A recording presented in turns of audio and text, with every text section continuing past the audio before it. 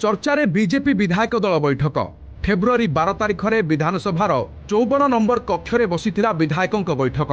विधानसभा पूर्व विधायकों बैठक में अधिवेशन में विरोधी को मुकाबला करने को रणनीति उपर होइतिला चर्चा।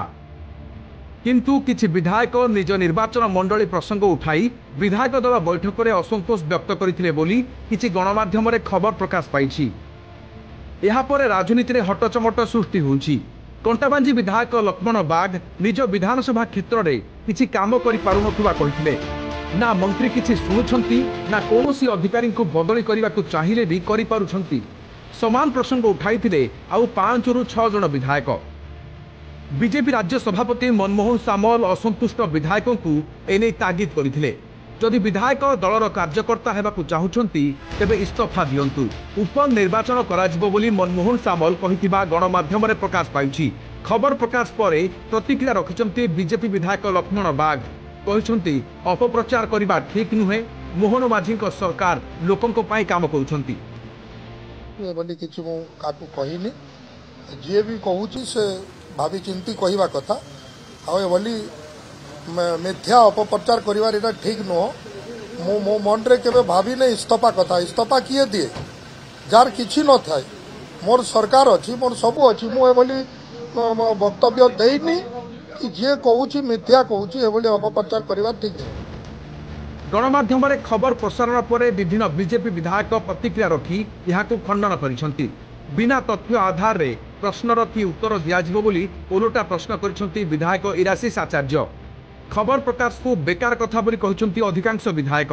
विधायक दल बैठक में कौनसी एमएलए एभली प्रसंग उठाई नथिले बोली कहिसंती बाबू सिंह।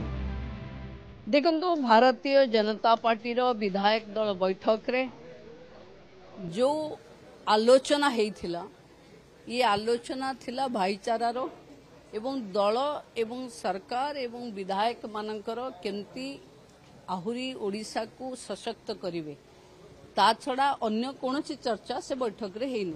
विधायक दल बैठक होची भारतीय जनता पार्टी बैठक से बहुत गुरुत्वपूर्ण प्रसंग आलोचना है। आगामी दिन में विधानसभा रे कौन हम कौन हो से आम आलोचना करूँ एवं आम कौन आम कौन उत्तर रखिबू प्रसंग कौन हम से विषय में आम आलोचना करूँ। एवं आपण गोटे बिना तथ्य आधार जदि गोटे प्रश्न पचारे उत्तर केमती देवी। सबू विधायक संगे मु पर्सनाली कथा होउछ कारण मु आमे भावर आदान प्रदान करूछु कहार ये कहउछन मोर एटा हला सेटा हेनी तेणु एटा माने नुहे जे से रिएक्ट करिवो बा असंतोष प्रकाश करिवो। कोनोसी विधायक सेमिति मो जानि बारे कोनोसी भी विधायक एभली मनोभाव पोषण करि नाहंती बा रिएक्शन देई नाहंती।